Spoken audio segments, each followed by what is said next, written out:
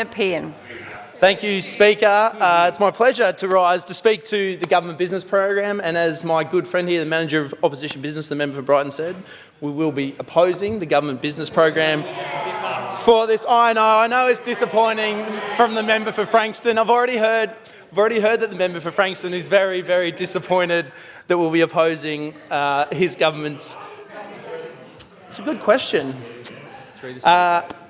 Speaker, I want to first welcome the member for Narrabeen to the chamber. I was lucky enough on the opening day of this parliament to be able to deliver my inaugural speech in the address in reply to this chamber, and I know, having spent a lot of time down in Narrabeen during the 2 election campaigns that he had to run, he actually had hair at the start of the first one, so I know it's been a very stressful few months for the now member for Narrabeen. It's been a very, very stressful few months, but he's done incredibly well to earn his way into this chamber, to win the respect of those constituents in Narrabeen that have put him here. So, I welcome the member of Narrabeen. I look forward to your inaugural speech. I'm sure that people on our side of the chamber, members on our side of the chamber, and the others, there'll be a few zingers in there for them to be able to listen to. For me, it was a pleasure to be able to deliver my inaugural speech to speak about what is important to the members of Nepean. And I noticed that another health bill comes up, and once again, the health minister, the leader of the House, has the audacity to actually speak across the chamber and say this is not about me, but it is about my community as well. And the health minister hasn't been to my electorate in over 5 years, so it'd be lovely if she would come down and have a visit. Oh, maybe for holidays, sorry. I know they only visit my area. Order, order, order, order, order, order. Member for Melton. Leader of the House, on a point of order. On a point of order, thank you, Speaker.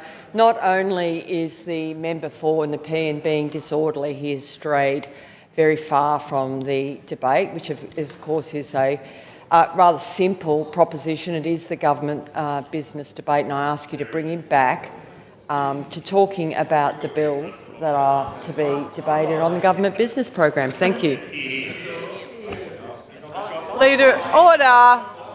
Order. Manager of Opposition Business. Speaker, on the point of order, look, a number of new members have taken the opportunity to speak on the government business program. The opposition chose to go nowhere near the mess that was the member for Albert Park's contribution. It is a wide-ranging debate, and so therefore it is an opportunity for members to get up and speak, perhaps a little bit broadly, led by the Leader of the House earlier today, and it has been a broad debate.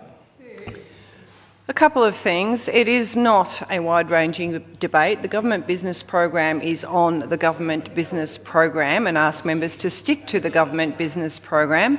A little bit of information for new members who are speaking. It is inappropriate to respond to interjections across the table, and the member for Narrabeen had strayed somewhat from the government business program, and I ask him to come back to the government business program.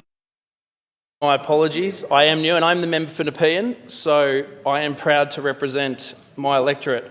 A couple of bills that are on the government business agenda. For me, as a new member of this chamber, I'd hope that I'd get the chance to come in and debate new legislation. Now we're getting a bill that's been recycled for, the 3rd time, I believe, in this chamber.